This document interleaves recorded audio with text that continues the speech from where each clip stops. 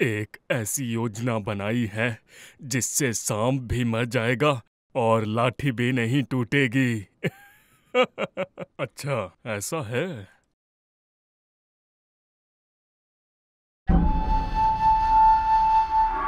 नायब जी, सुना है कि शिकारपुर के जंगल में बहुत से शेर हैं। जी जमींदार जी, आपने बिल्कुल सही सुना है। इस शिकारपुर के जंगल में बहुत शेर हैं। इस बात में कितनी सच्चाई है, इसे लेकर मुझे काफी संदेह है।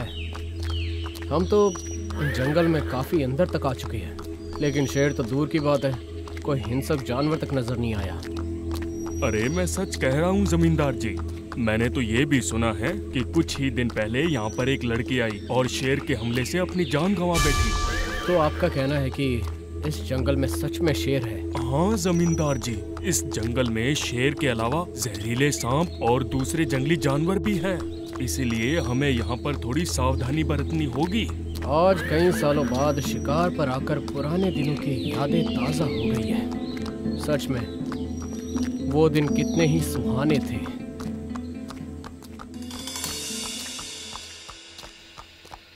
समय के साथ साथ उम्र भी बढ़ती जा रही है, क्यों नायब जी, सही कहा ना? ये बात तो आपने बिल्कुल सही कही। बहुत प्यास लगी है नायब जी। अच्छा, आसपास कोई नदी या तालाब है क्या? हाँ हाँ है ना। यहाँ से थोड़ा आगे बढ़िए तो दाहिनी और एक नदी है, वहाँ पर आप पानी पी सकते हैं। तो फिर इंतजार किसका है? ओए जमींदार, उधर मत जाओ, तुम्हें खतरा होगा। जमींदार राजचंद्र इधर उधर देखकर जब किसी को नहीं पाए तो नायब जी की ओर मुड़कर बोले, ऐसा लग रहा है किसी ने मुझे पुकारा। हाँ पुकारा तो है, मैं भी सुन रहा हूँ, लेकिन आप निश्चित ही यही सोच रहे होंगे कि इस घने जंगल में बच्चा कैसे आ सकता है। हाँ आप बिल्कुल सही कह रहे हैं जमींदार जी। जमींदार जी, अगर आप आज्ञा दे तो आसपास जरा तलाश कर लूं, कुछ ना कुछ तो जरूर मिल जाएगा। अरे अरे वो देखिए, वहाँ पर कोई तो है, ऐसा लग रहा है वहाँ पर। ए ए ए ए ए, ए वहाँ पर मत छुप, बाहर आ मैं बोल रहा हूँ। अरे ओ बच्चे, अभी फिर से बोल, तुम अभी क्या बोल रहे थे? ओए जमींदार, उधर मत जाओ, तुम्हें खतरा होगा। तुम्हारी इतनी हिम्मत, तुम जमींदार जी को तुम कहकर बुलाओगे? नायब जी, ये क्या हो रहा है? बच्चे तो ईश्वर के स्वरूप होते हैं, उनकी बातों को गलत नहीं समझना चाहिए। लेकिन और कोई लेकिन वेकिन नहीं, मैं बात कर रहा हूँ ना। तुम डरो मत, कोई तुम्हें यहाँ डांटेगा नहीं। तुम कहाँ रहते हो? तुम्हारा नाम क्या है बेटा? मेरा नाम जीतू है, मैं बल्लभपुर गांव में ही रहता हूँ। अच्छा, तुम अकेले ही जंगल में आए हो बेटा, तुम्हें डर नहीं लगता? नहीं, मुझे बिल्कुल डर नहीं लगता। मैं इस जंगल की हर चीज को जानता हूँ। सच में? अच्छा एक बात बताओ, थोड़ी देर पहले तुम मुझे क्या कहकर सावधान कर रहे थे? मैं तो तुम्हें यही कह रहा था कि उस नदी किनारे मत जाना, खतरा होगा। और फिर भी अगर उधर गए तो अरे ए, बच्चा तो चला गया। मैंने तो आपको पहले ही कहा था जमींदार जी, वो बच्चा हमें बिल्कुल भी ठीक नहीं लग रहा है। जरूर वो किसी बुरी नीयत से ही आया होगा। मुझे तो ऐसा नहीं लगता नायब जी, उसकी बातों में मैंने विश्वास की झलक महसूस की है। एक छोटा बच्चा आकर आपको कह गया कि आपको खतरा है और आप उसकी बातों को लेकर चिंता कर रहे हैं। अरे मैं चिंता नहीं कर रहा नायब जी, लेकिन जिस तरह उस बच्चे ने बातें कही है, मैं उसकी कही हुई बातों को पूरी तरह नजरअंदाज नहीं कर पा रहा। आप तो कह रहे थे कि आपको प्यास लगी है, अब फैसला आपके हाथ में है कि आप क्या करेंगे। हाँ आप सही कह रहे हैं नायब जी, प्यास तो बहुत लगी है, लेकिन देखिए अगर मेरी बात माने तो मैं कहूँगा कि इन सब बातों पर विश्वास न करना ही समझदारी होगी। और सबसे अहम बात तो ये है कि उस जलाशय के अलावा आसपास कोई और नदी या कुआं भी नहीं है। ठीक है, जब आप कह रहे हैं तो चलिए।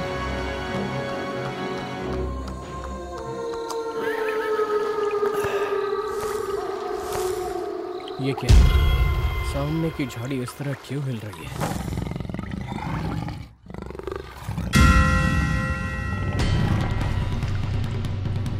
ये तो शेर है।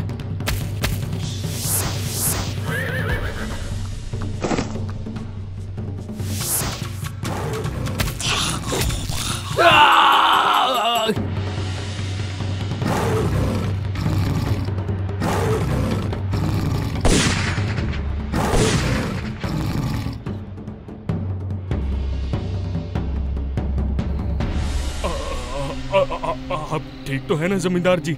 मानना पड़ेगा, आप में हिम्मत तो है। आज किस्मत अच्छी थी जो बच गया, वरना क्या होता कौन जानता है। तो आप क्या सोच रहे हैं जमींदार जी? नहीं, ऐसी कोई बात नहीं है। मैं बस ये सोच रहा था कि उस बच्चे को पहले से कैसे पता कि इस तरफ जाने पर हमें कोई खतरा हो सकता है।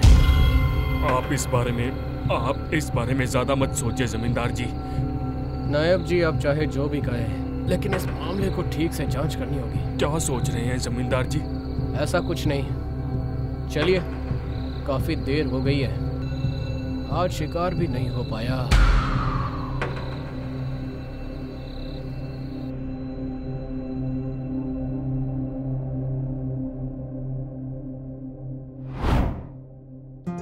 जमींदार राजचंद्र अत्यंत विचलित होकर कमरे के एक कोने से दूसरे कोने तक टहल रहे थे।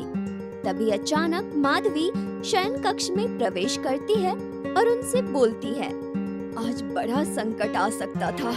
सच में भाग्यवान, आज मेरी किस्मत अच्छी थी जो बच गया। शायद आज कुछ हो सकता था। पता है, आज जब आप शिकार पर गए थे तो ना जाने क्यों आज मेरा मन बहुत बेचैन हो रहा था। लेकिन आप एक बात बताइए मुझे कि आप कौन सी बात को लेकर इतना चिंतित हो रहे हैं? मैं बस यही एक बात सोच रहा हूँ भाग्यवान, कि वो छोटा सा बच्चा आखिर कैसे समझ गया कि मैं किसी संकट में पड़ने वाला हूँ। मुझे लगता है वो बस यूं ही कह रहा होगा। नहीं भाग्यवान, नहीं नहीं नहीं नहीं। जब वो बच्चा ये बातें कह रहा था तो उसकी आंखों में एक अजीब सा विश्वास था जो मेरी नजरों से छिपा नहीं। अच्छा, वो बच्चा कहाँ रहता है? उसकी पहचान क्या है? क्या इस बारे में कुछ पता है? बच्चे ने बताया कि उसका नाम जीतू है और वो हमारे ही बलकपुर में रहता है। फिर तो अच्छी बात है, उस बच्चे के बारे में जानकारी जुटाई जा सकती है। जानती है भाग्यवान, मैं एक बात और सोच रहा हूँ। एक और बात? कौन सी बात जी? जब शेर मेरे सामने आया तब न जाने मैं कैसे अपना संतुलन नहीं संभाल पाया और मैं गिर पड़ा। बस यही सोच रहा हूँ। अब इसमें तो सोचने जैसी कोई बात नहीं है जी। अचानक किसी के सामने भी शेर आ जाएगा तो वो डर से ऐसा ही करेगा। शायद उसी डर की वजह से आपने भी अपना संतुलन खो दिया होगा और गिर गए होंगे, या फिर हो सकता है किसी पत्थर से टकराकर गिर गए होंगे। नहीं भाग्यवान, नहीं नहीं नहीं नहीं नहीं। मुझे ऐसा लगा जैसे किसी ने जानबूझकर अपने पैर से मेरा पैर रोककर मुझे शेर के सामने। मुझे तो ऐसा लगता है आपकी ये सोच पूरी तरह निराधार है। कोई आपको जानबूझकर शेर के सामने क्यों गिराना चाहेगा? आपके दोनों लठैत तो आपको खतरे में छोड़कर भाग गए थे और आपके साथ सिर्फ नायाब जी ही थे वहाँ पर। वो भला आपको शेर के सामने धक्का क्यों देंगे जी? बताइए आप ही। किसी के मन में क्या चल रहा है ये समझना बहुत ही मुश्किल होता है। ये बात तो बिल्कुल सही कहा आपने।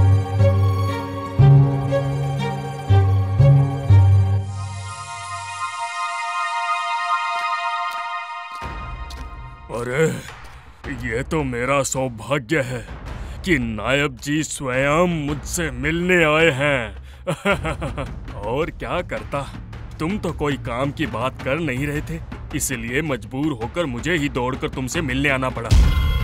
अब जमींदार के घर में डकैती करना तो बहुत दूर की बात है, मैं इसके आसपास भी नहीं पहुंच सकता।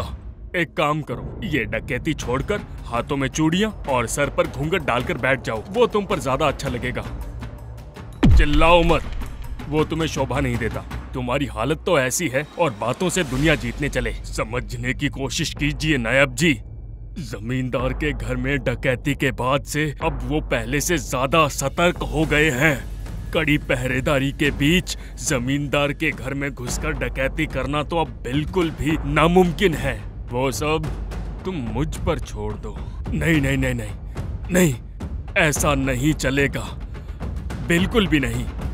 जब खतरा आएगा तो सबसे पहले आप ही पीछे हटेंगे और तब मैं, उस निसंतान जमींदार की सारी संपत्ति मेरी होगी और मेरे इस सपने को मैं यूं ही बर्बाद नहीं होने दूंगा। तो फिर हमें कोई ऐसा तरीका निकालना होगा जिससे सांप भी मर जाए और लाठी भी ना टूटे। तो क्या मैं जमींदार को मरवाने के लिए कम कोशिश कर रहा हूँ? वो कमबख्त शेर के मुंह से जिंदा वापस लौट आया अगर तुम्हारे पास कोई और ठोस योजना है तो मुझे बताओ। योजना तो एक ही है और इसमें पकड़े जाने का कोई डर भी नहीं है। इसमें सांप भी मर जाएगा और लाठी भी नहीं टूटेगी। अच्छा, ऐसी क्या योजना है, जरा मैं सुनूं।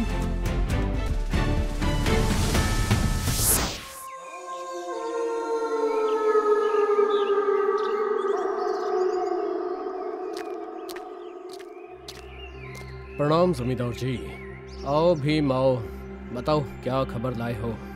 जमींदार जी, आपके कहे अनुसार मैंने इस बच्चे का पता लगाने की कोशिश की, लेकिन हमारे इस गांव में उस नाम का कोई बच्चा नहीं रहता है। तुमने अच्छी तरह से पता लगाया है ना? हाँ जमींदार जी, मैंने खुद पूरी तहकीकात की है, तभी आपको बता रहा हूँ। लेकिन कल जंगल में उस बच्चे ने मुझसे साफ साफ कहा था कि वो हमारे गाँव यानी बल्लभपुर में ही रहता है और उसका नाम जीतू है।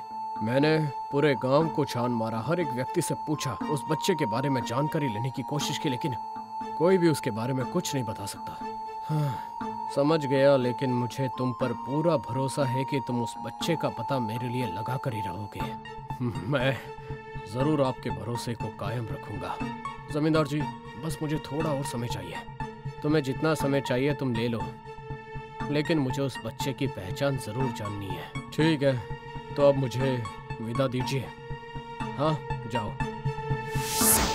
ये लीजिए नायब जी, ये शीशी रख लीजिए। दो। क्या है इस शीशी के अंदर? जहर। बस कुछ बूंदे खाने में मिलाकर उन्हें खिला दीजिए और जिसे खिला दिया जाएगा उसका पूरा शरीर थोड़ी ही देर में निष्क्रिय हो जाएगा और फिर धीरे धीरे वो मौत की आगोश में समा जाएगा। और अब उम्मीद है कि आप मेरी योजना समझ ही गए होंगे। अति उत्तम योजना है तुम्हारी, लेकिन उस जमींदार की जान तो ऐसा लग रहा है जैसे कभी नहीं खत्म होगी। अरे मरेगा, मरना ही होगा। इस बार उस जमींदार को हर हाल में मरना होगा। अगर खुद भगवान भी आ जाए तो भी उसकी जान कोई नहीं बचा सकता है। तो शुभ कार्य में देरी कैसी? तो चलो मैं चलता हूँ अब। अगर काम ठीक से हो गया तो तुम्हें तुम्हारा पूरा इनाम मिलेगा। तुम्हें इसकी चिंता की कोई जरूरत नहीं।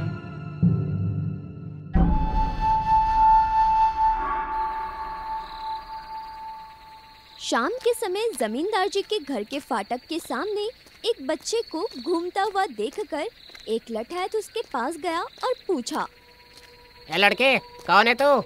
शाम के वक्त जमींदार के घर के सामने क्यों घूम रहा है? मैं जीतू हूँ, मैं तो इसी गांव में रहता हूँ। वो तो समझ गया, लेकिन तू इसी गांव में रहता है, लेकिन यहाँ इस वक्त क्या चाहता है? मुझे जमींदार से कुछ बात करनी है। तुम जमींदार जी से क्या बात करोगे? अभी मेरे रास्ते से हट जाओ तुम, मुझे जमींदार से बात करनी है। गाल दबाने से दूध निकलेगा, छोटे से बच्चे की बात सुनो। चल भाग यहाँ से, निकल। जमींदार जी अभी व्यस्त है, वो किसी से बात नहीं कर सकते। लेकिन मुझे उनसे बात करनी ही होगी। जमींदार जी के सामने बहुत बड़ा खतरा है। खतरा? किस तरह का खतरा? इतना कुछ बताने का समय नहीं है, अभी मेरे रास्ते से हट जाओ और मुझे जमींदार से बात करने दो। अरे ये तो वही लड़का है जो पिछले दिन जंगल में जमींदार जी को सावधान कर रहा था। क्या कह रहे हो? हाँ, मैं बिल्कुल सही कह रहा हूँ। अरे ये क्या, वो बच्चा कहाँ चला गया? मुझे लगता है वो हमारी बात का फायदा उठाकर अंदर चला गया है। अरे जल्दी जल्दी अंदर चलो, नहीं तो अनर्थ हो जाएगा। मुझे बहुत ही डर लग रहा है नायाब जी। डर किस बात का? बिल्कुल नहीं, डरो मत, डरने की जरूरत नहीं। अगर काम ठीक से हो गया तो एक मोतियों की माला और ढेर सारे पैसे इनाम में मिलेंगे। नहीं नहीं नहीं नहीं नहीं, मैं ये अन्याय काम कभी नहीं कर सकती हूँ। अरे जरा सोचो, तुम्हें ऐसा मौका बार बार नहीं मिलता है। तुम अपनी किस्मत को क्यों ठुकरा रही हो? चाहे आप जो भी कह ले, मैं जमींदार जी जैसे अच्छे इंसान के साथ ये हाल कभी नहीं कर सकती हूँ। नहीं नहीं। सुनो, तुम्हारी बेटी का नाम मालती है ना? बोलो। आप मेरी बेटी को कोई नुकसान मत पहुंचाइए नायब जी। आप जो भी कहेंगे मैं वही करूंगी। हाँ, मैं सब करूंगी। हाँ।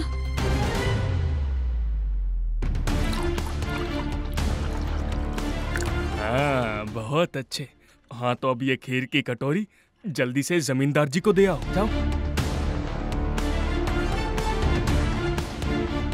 मन ना होते हुए भी अपनी बेटी की सुरक्षा के डर से सुमति खीर की कटोरी लेकर आगे गई और वो सीधा जमींदार जी के पास पहुंची। अरे, तुम्हारे हाथ क्यों कांप रहे हैं? और खीर की कटोरी लेकर कब तक यूं ही खड़ी रहोगी? माफ करिएगा जमींदार जी, ये लीजिए आपकी खीर। आह, कितनी अच्छी खुशबू आ रही है। कितने दिनों बाद आज फिर से खीर खाने को मिली। खुशबू से ही मन खुश हो गया। हाँ जमींदार जी, एक बार खीर का स्वाद चखिए। आप ये स्वाद पूरी जिंदगी भर नहीं भूल पाएंगे। राजचंद्र हल्के से मुस्कुराते हुए एक चम्मच खीर मुंह में डालने ही वाले थे कि तभी वो खीर मत खाना जमींदार, उसमें जहर है। हाँ, ये क्या? तुम यहाँ कैसे? कई दिनों से मैं तुम्हारी तलाश कर रहा था। तुम जल्दी से उस खीर को फेंक दो, उसमें जहर है। जमींदार के घर में जीतू को देखकर नायाब गुस्से से तिलमिला उठा और तुरंत लठैतों को बुलाया। बिना अनुमति के कोई भी जमींदार के भवन में घुसने की हिम्मत कैसे कर सकता है?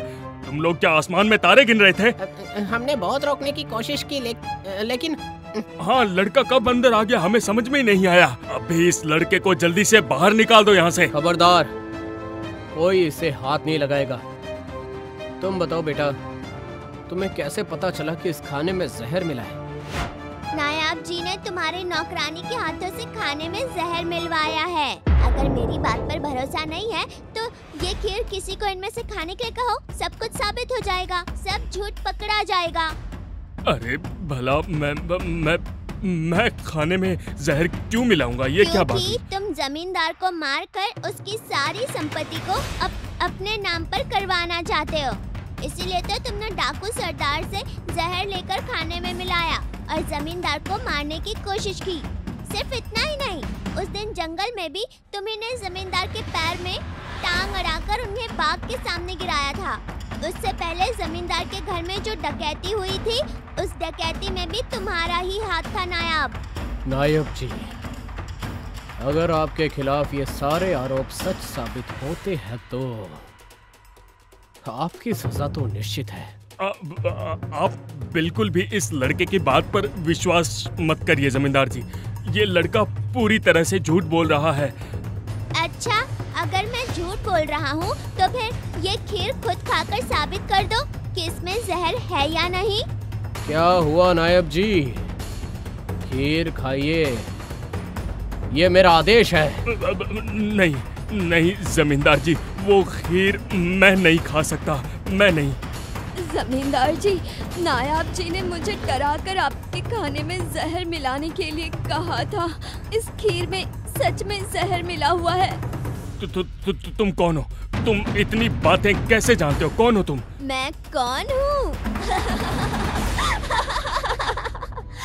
वहाँ मौजूद सभी ने देखा कि जीतू का शरीर धीरे धीरे किसी और चीज में बदलने लगा। उसके चेहरे की त्वचा छूटने लगी, जिससे केवल मांस दिखने लगा।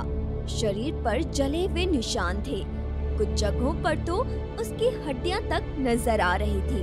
वहाँ मौजूद हर कोई समझ गया कि जीतू असल में जिंदा इंसान नहीं है।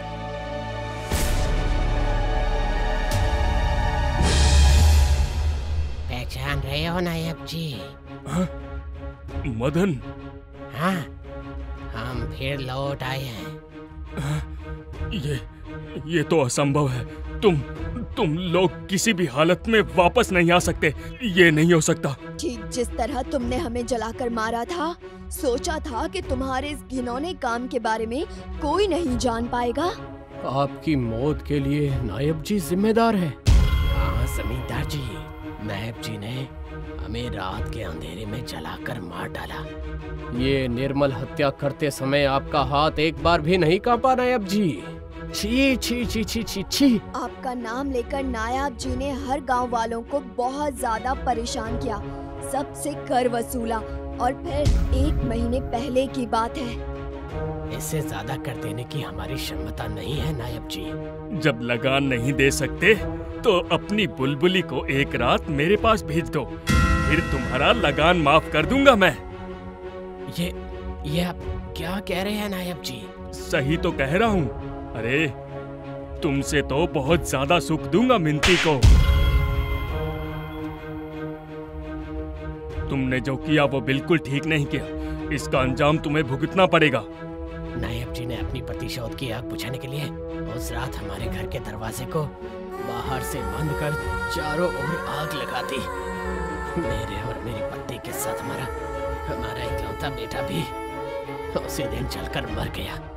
आप लोगों के साथ जो अन्याय हुआ है उसका प्रतिपूर्ति करना मेरे बस में नहीं है। आज अगर जीतू ना होता तो शायद मैं कल का सूरज नहीं देख पाता। उसने 2 बार मेरी जान बचाई है। श्याम, मोहन, तुम दोनों इसे पकड़कर ले जाओ। मैं इसका चेहरा अब और नहीं देखना चाहता। मैं इसे मृत्यु दंड देता हूँ। जमींदार जी, मुझे माफ कर दीजिए जमींदार जी। मैं दोबारा ऐसा कभी नहीं करूंगा। जमींदार जी, मुझे माफ कर दीजिए। तुम्हें अब फिर कभी ऐसा अन्याय करने का मौका नहीं मिलेगा। आज की रात ही तुम्हारी जिंदगी की आखिरी रात है। कल का सूरज तुम कभी देख नहीं पाओगे। आज हमारा बदला पूरा हो गया। बहुत बहुत धन्यवाद जमींदार जी।